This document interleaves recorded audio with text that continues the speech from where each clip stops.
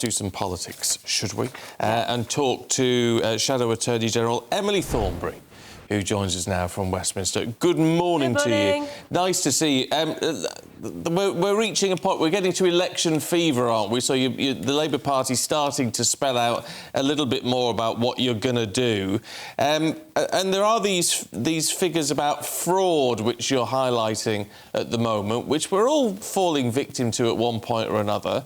What would a Labour government do to protect us? Yeah, so let's just put it in the context. So at the moment as a country, if you look at all different types of fraud, we lose the equivalent of the amount of money we spend on the National Health Service and another quarter when it comes to fraud. So it's a massive problem. 40% of crime at the moment is fraud, and it's expanding because nobody ever gets caught. And 3/4 of it comes from abroad, and the government just shrugs its shoulders and says there's nothing that can be done. There's this thing called advance fee fraud, where, basically someone gets in touch with you and says, if you just send us some money, then we'll send you some goods, some services, whatever it is. Some people may have got it when it comes to parcels, people pretending to be Royal Mail and saying, just send us £2.50 and we will make sure your parcel is delivered at a particular time. You give them the bank details, it just takes a second, and then you realise that you've been taken for a mug. And of course they then have your bank details, so you then have to start cancelling things really quickly, and if you don't, you're in trouble. Or it might be a romance fraud where someone is saying, I do love you so much, I want to come over to the country to see you, can you help me with my fares? And of course the person doesn't actually exist. So at the moment, 1 in 20 crimes are these advance fee frauds, and if you ask the government what it's going to do about it, it doesn't seem to have any idea. And what we say is this, is that there are a number of technical things that we've been told can be done.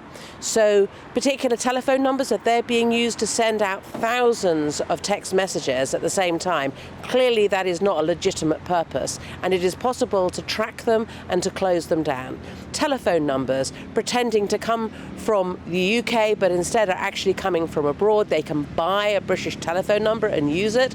That should be stopped. There's a number of technical things that can be done, but obviously every time you close down one avenue, because there's so much money involved, the fraudsters will then find another avenue. So in the end, given that 3/4 of fraud is happening from abroad, we need to work with other agencies in other countries, other law enforcement people, and say to them, you need to help us. We are being targeted by fraudsters in your country. And in India, there is a huge amount of infrastructure at the moment where they have large buildings, hundreds of people being employed, telephone numbers being used on a mass basis to try to catch people out. And we are in negotiations with the Indians when it comes to a trade deal. So we are currently on the 14th round of negotiations with the Indians on a trade deal, and we should be talking about fraud to them. I mean, I've been saying this to the government for months, for about 6 months, and they have yet to mention the word fraud once. Why? This is an opportunity for us to increase confidence, and closeness between our countries. And one of the things that we should be talking about is, can we work with you to close down these fraud factories that are taking place, that are stationed at the moment in your country?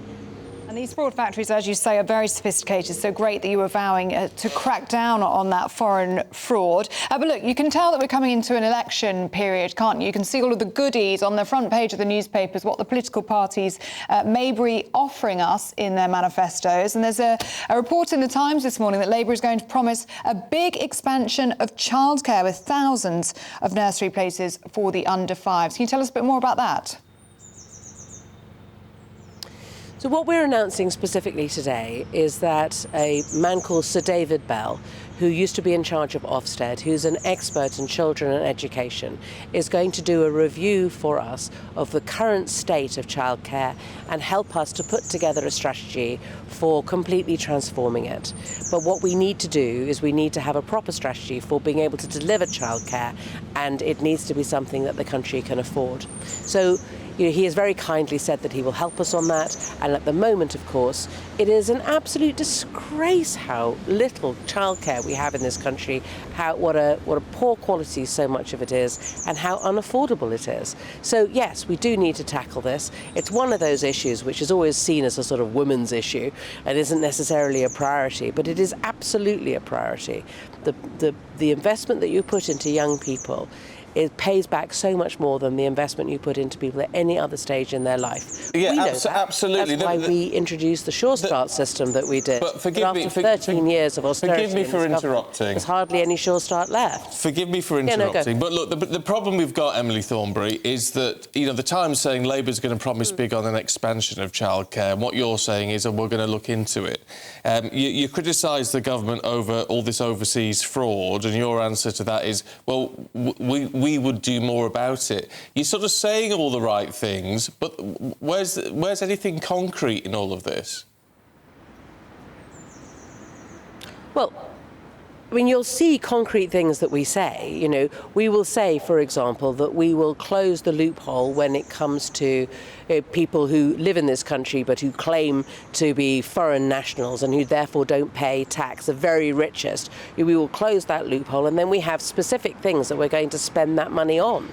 You know, we will say that we will close down the loophole when it comes to private schools not paying VAT, and then we say how it is that we're going to spend the money. So we will, for example, have 2 million further procedures in the National Health Service. We will have 700,000 new appointments at dentists, and we can say where the, you know, not only that we're going to do it, but where the money will come from. And when people see our manifesto, when we have the election, they will see not only what we're going to do, but how it will be paid for. And I'll tell you what, you will be able to contrast that with this government that keeps making promises and then never delivers anything.